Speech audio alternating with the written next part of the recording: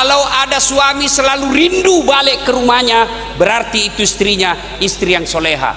Tapi kalau ada suami yang tidak betah di rumah, ciri-ciri wanita itu gagal menjadi istri yang soleha. Istri yang soleha itu kata Nabi, satu, menenangkan hati ketika dipandang wajahnya. Jadi ibu-ibu, jangan dandan untuk suaminya orang. Ini perempuan kita sekarang cantik kalau mau pergi pengantin, cantik kalau mau pergi pengajian. Giliran ada suaminya di rumah, mau tidur, la haula wala quwata illa billah, rambut acak-acakan, nonton di depan suami pakai you can see, dia angkat kakinya di atas meja sambil menguap, angkat ketek. Kata suaminya dalam hati, astagfirullah, begini aja rezekiku yang laki. Ibu, kalau suamimu mau pulang jam 3:30 dandanmu berpahala. Bahkan Nabi menjelaskan, perempuan yang berdandan sebelum tidur karena menghormati dan menghormati suaminya, maka malaikat berdoa, ya Allah, rahmati wanita ini karena dia dandan menyenangkan hati suaminya. Coba praktek ini. Namin kau tidak. Ini mau pulang suami, daster tinggi sebelah, kelihatan tali BH. Dia bilang suaminya, kasih baik-baik dastermu, kelihatan semua tali kamu. Apa dia bilang istrinya? Jangan lihat BH-nya, yang penting rasanya, bung. Dua, dengar, istri yang soleha. Satu tadi, menyenangkan hati dipandang wajahnya.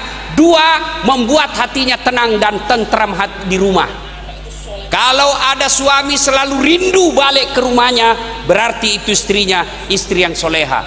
Tapi kalau ada suami yang tidak betah di rumah, ciri-ciri wanita itu gagal menjadi istri yang soleha. Mau lihat buktinya? Banyak laki-laki, lihat pagi-pagi di pinggir jalan, banyak laki-laki tidak dibikinkan kopi sama suami istrinya. Saya bilang, kenapa kau ngopi di warkop? Nah, ada istrimu. Apa dia bilang? Kalau di rumah Ustaz, kopi diminum, ngomelan dirasa, kopi diisap, ngomelan yang dimasukkan deh. Jangan ketawa ibu, saya serius ini. Bagaimana suamimu mau betah di rumah kalau ngomel terus? Suamiku jelek Ustaz, ya jodohmu jelek mukanya, itulah yang terbaik. Kenapa? Karena Allah tahu kalau suamimu gagah, dia malu jalan sama kamu. Kenapa? Karena ibu juga jelek.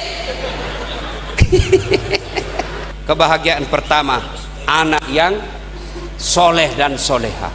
Yang kedua, punya pasangan yang beriman, suami yang baik, istri yang soleha. Biar bapak punya uang banyak, tapi istrimu tidak baik sifatnya, nerakanya dunia kau dapat. Berapa banyak orang masuk penjara suaminya gara-gara istrinya tidak bisa diatur. Ingat kita bapak-bapak, meskipun kita penghafal Quran, saya sekalipun jadi ulama, tapi istri saya tidak sholat, istri saya membangkang, istri saya tidak ganti puasanya yang dilepas, istri saya tidak pakai jilbab. Demi Allah, sebelum istriku masuk neraka, saya dulu sebagai penanggung jawab suaminya yang akan diseret masuk neraka. Itu makna dari ayat ku anfusakum wa ahlikum nara, jaga diri dan keluargamu dari api neraka. Jadi bapak-bapak dengar baik-baik, kalau bapak rajin ke masjid tapi istrimu kau biarkan tidak sholat, kamu akan bertanggung jawab di akhirat kelak. Alangkah bahagianya kita pak, kita pergi cari nafkah, istri di belakang sholat duha dengan doanya yang makbul. Begitu selesai sholat duha, dia kirimi WhatsApp suaminya, bang jangan menghalalkan segala cara, baru saja aku doakan kau dalam sholat duhaku 8 rakaat bang, mudah-mudahan Allah mudahkan rezekimu hari ini, salam sayang selalu dari istrimu di rumah.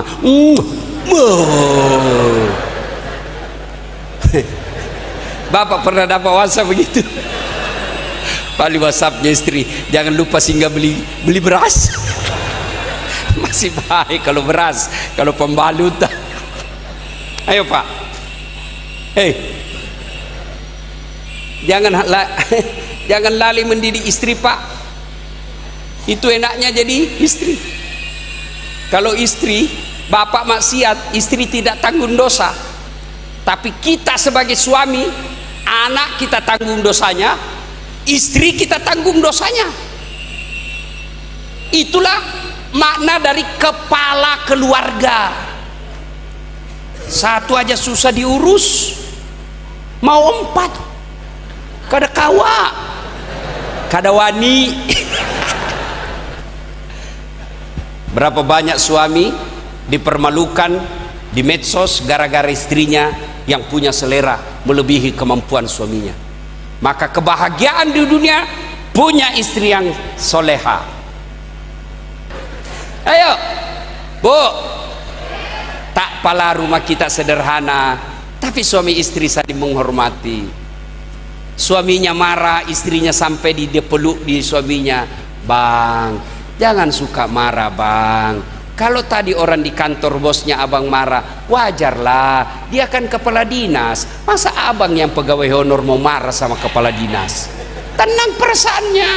Jangan malah datang suamimu dimarah malah bodoh memang kamu. Kenapa kau tidak lawan? Apa mau dilawan? Nah, dia kepala dinas. Ayo. Yang ketiga, istri doa yang disebut fid dunya hasanah. 1, ulang, punya anak yang soleh dan soleha. 2, punya istri yang soleh dan soleha. 3, punya harta yang berkah, bukan yang banyak. Saya yakin di kabupaten ini banyak orang kaya, bahkan lebih kaya daripada anaknya yang punya masjid. Tapi dihitung jari anak yang bisa bikinkan masjid. Itulah yang disebut harta yang berkah.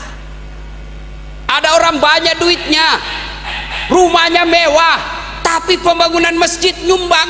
Berapa dia sumbang? Hari Jumat 10.000. Mau lihat pelitnya orang Islam? Mau lihat pelitnya kita? Coba kalau edarkan celengan, pura-pura ndak lihat pak. Begitu mau lewat depan kita pura-pura ada orang begitu pelitnya pak, lewat celengan dia tarik lalunya, dompetnya lama digini, orang di belakangnya wih, banyak dia mau kasih masuk ini. Ternyata dia cari yang paling kecil, dia kasih masuk uang 2.000. Tiba-tiba dari belakang ada anak muda, dia tepuk pundaknya itu tadi Pak Haji, dia dorong, 100.000. Dia lihat, hebat ini anak muda, masih muda, 100.000. Dia kasih masuklah di celengan.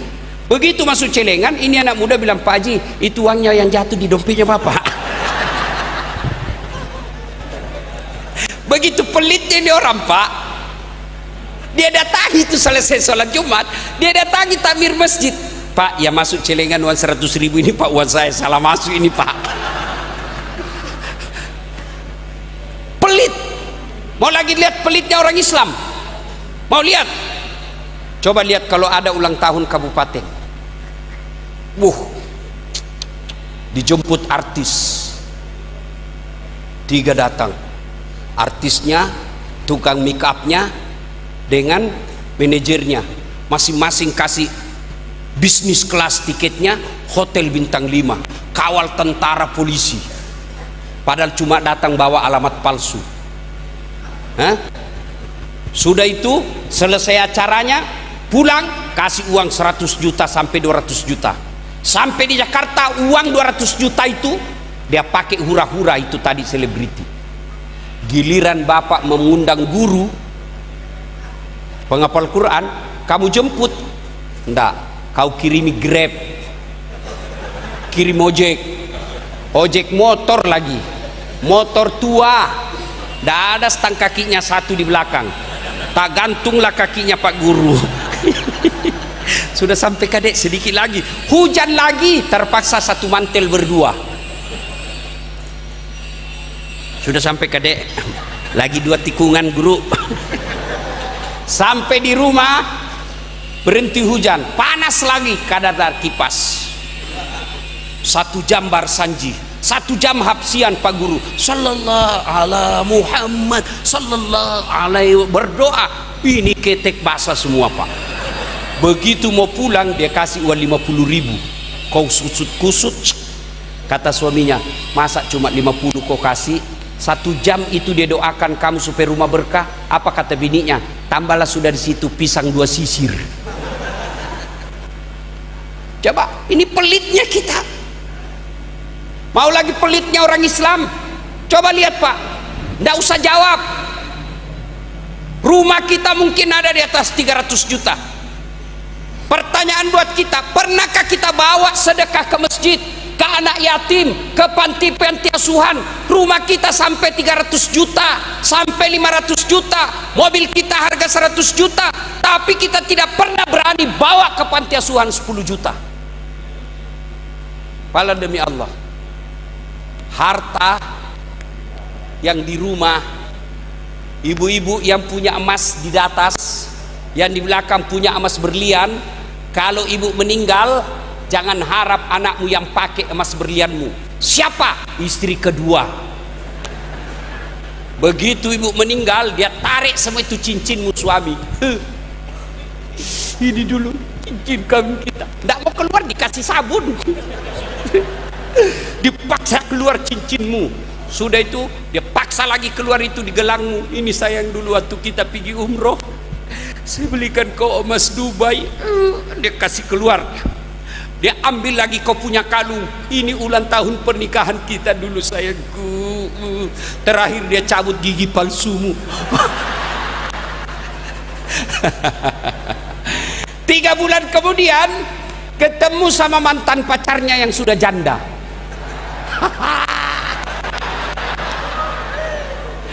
Dia ambillah itu emasmu tadi, dia bungkus, lalu dia bilang, dek, ini yang punya sudah mati. Dia bilang sudah mati. Ini dek, kau pakailah sebagai rasa cintaku kepadamu. Maka saudara-saudara sekalian, di dunia hasanah, punya teman yang baik. Sekarang mau lihat pertemanan yang baik, lihat sholat jamaah. Saya di sini Pak, masya Allah, masjid selalu penuh. Apalagi kalau subuh, penuh Pak, sampai di luar, tidak ada di dalam.